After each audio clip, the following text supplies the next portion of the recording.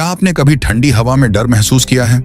वो नहीं जो सर्दी के कारण बदन में लगती है, बल्कि वो जो मन में उतर जाती है।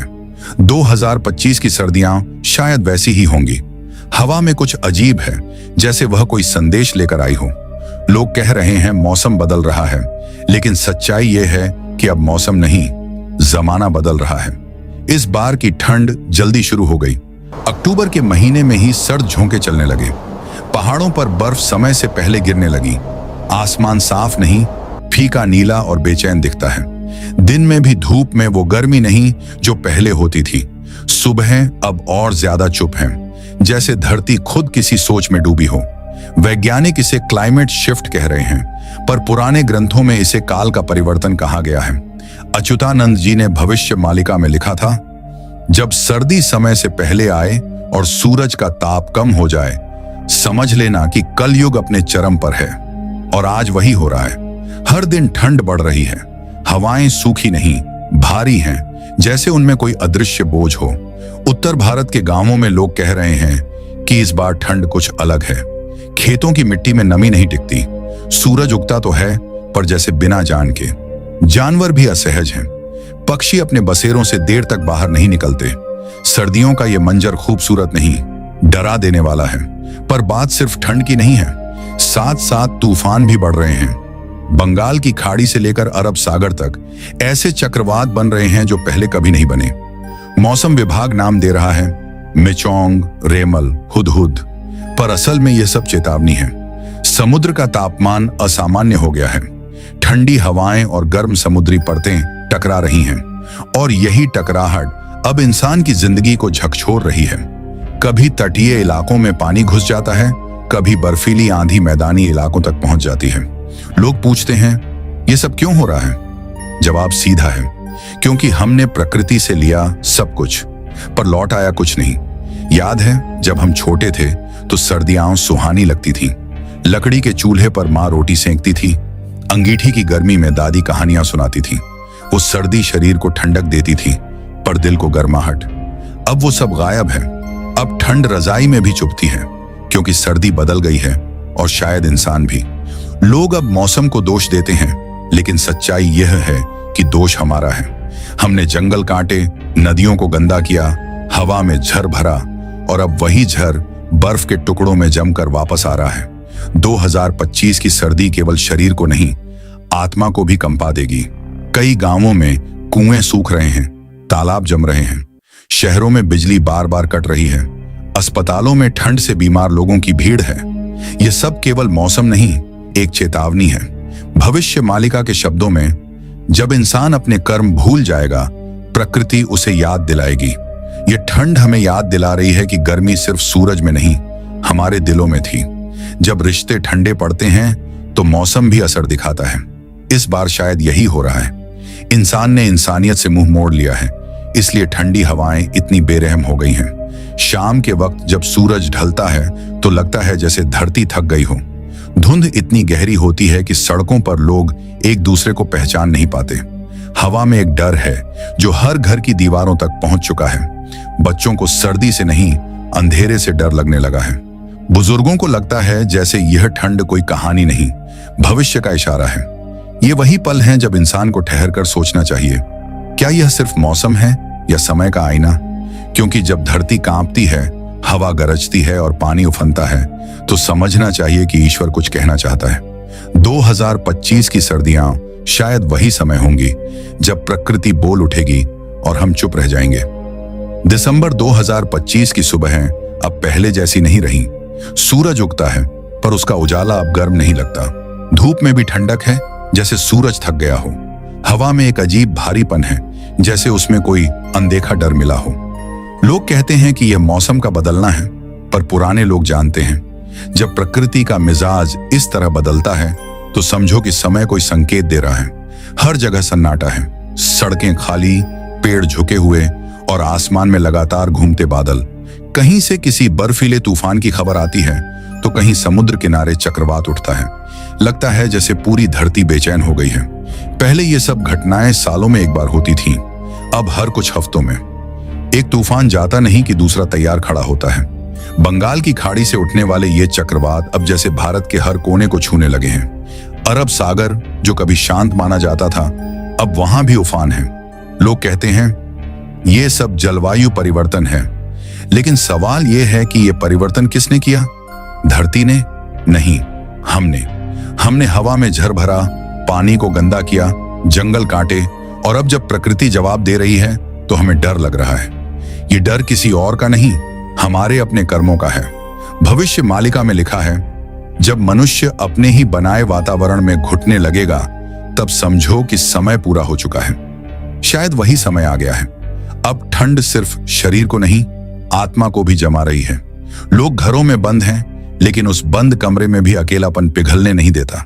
कभी सर्दी में चाय की भाप में जो सुकून था, अब वही भाप आंखों में धुंध बन गई है।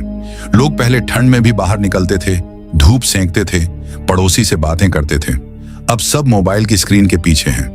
अंगूठे गर्म हैं, दिल ठंडे, रिश्ते जम चुके हैं। किसी को किसी से मतलब नहीं। यही असली ठंड है जो दिलों में उतर चुकी है। शहरों में रातों को ठंडी हवाएं इतनी तेज चलती हैं कि खिड़कियों के शीशे कांप उठते हैं। कोई बच्चे की तरह कंबल में छिप जाता है। कोई चुपचाप हीटर के पास बैठा सोचता है, क्या ये सर्दी सामान्य है? पर नहीं, इस बार की सर्दी अलग है। इस बार की ठंड सिर्फ मौसम नहीं, एक चेतावनी है। कई जगह लोग कह रहे हैं कि बर्फबारी इतनी बढ़ गई है कि घरों के दरवाजे तक बंद हो गए। गांवों में पानी की नलियां जम गई हैं। पहाड़ों में तो सर्दी आम बात है, पर अब मैदान भी कांप रहे हैं। दिल्ली, लखनऊ, भोपाल, जयपुर, हर जगह तापमान रिकॉर्ड तोड़ रहा है। सुबह का कोहरा ऐसा कि हाथ की उंगली भी न दिखे, और इस कोहरे के बीच से लोगों के चेहरों पर एक ही सवाल झलकता है, अब आगे क्या होगा? कुछ लोग डर में हैं, कुछ इन संकेतों को समझ नहीं पा रहे, लेकिन जो समझते हैं वो जानते हैं कि ये सिर्फ ठंड नहीं, यह युग परिवर्तन का चरण है। जब कलयुग अपने चरम पर पहुंचता है तो प्रकृति सबसे पहले अपना संतुलन खोती है, क्योंकि प्रकृति ही वह आईना है जिसमें मनुष्य का चरित्र दिखता है। आज हम हर जगह असंतुलन देख रहे हैं। मौसम पागल हो चुका है। कभी जनवरी में बारिश होती है तो कभी मई में ओले पड़ते हैं। कभी सर्दी में तूफान आता है तो कभी गर्मी में बर्फ गिरती है।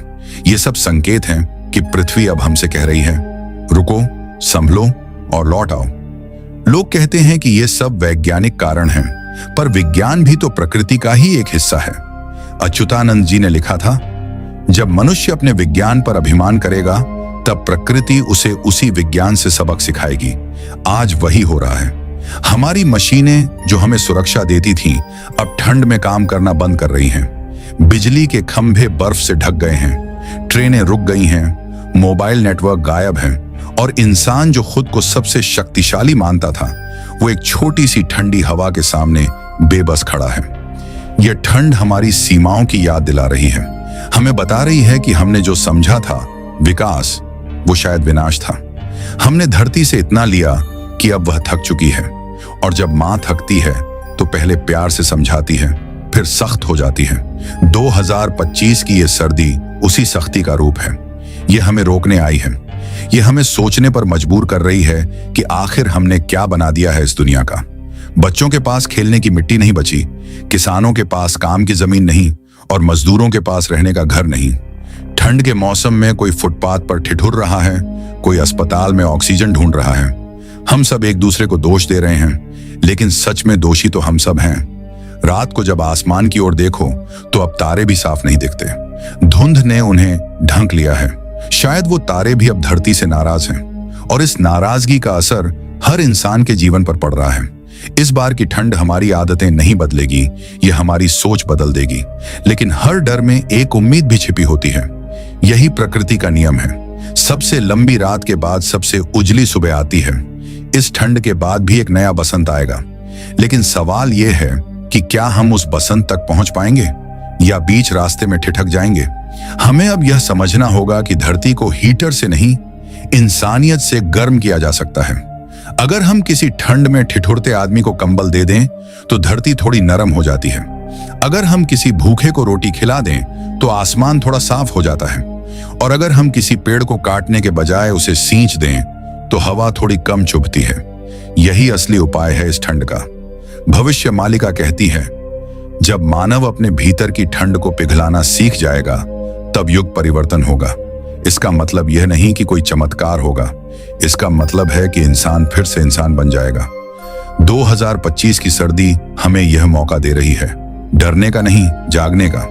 यह हमें याद दिला रही है कि ठंड से लड़ने का सबसे बड़ा हथियार कपड़ा नहीं, करुणा है। हम इस ठंड को केवल मौसम समझकर गलती करेंगे। यह ठंड एक दर्पण है जो हमें हमारे कर्म दिखा रही है। तो जब अगली बार हवा चेहरे से टकराए तो उसे कोसना नहीं, समझना कि वह तुम्हें याद दिला रही है कि तुम इस धरती के बेटे हो, मालिक नहीं। और अगर तुमने यह बात समझ ली तो इस सर्दी में भी तुम्हें गर्माहट महसूस होगी, क्योंकि असली गर्मी दिल से आती है, आसमान से नहीं। यह सर्दी एक अंत नहीं, एक शुरुआत है। यह शुरुआत है जागृति की, सुधार की और आत्मबोध की। जो इसे समझ गया वो डरेगा नहीं, वो जानेगा कि कलयुग का चरम कोई विनाश नहीं, बल्कि वह क्षण है जब इंसान अपने भीतर झांकता है और समझता है कि उसे बदलना होगा। 2025 की सर्दियां इसलिए भयानक नहीं होंगी कि तापमान गिर जाएगा, बल्कि इसलिए क्योंकि यह हमें हमारे असली रूप से मिलवाएंगी। और जो इस मिलन को समझ गया वही युग परिवर्तन का साक्षी बनेगा। अगर तुम्हें ये सर्दियां सिर्फ मौसम नहीं, एक संकेत लगती है, अगर तुम्हें भी लगता है कि धरती अब हमसे कुछ कहना चाहती है, तो इस वीडियो को सिर्फ देखो मत, महसूस करो। नीचे कमेंट में अपनी राय लिखो, क्योंकि जो अब जागेगा वही आने वाले समय को बदल पाएगा।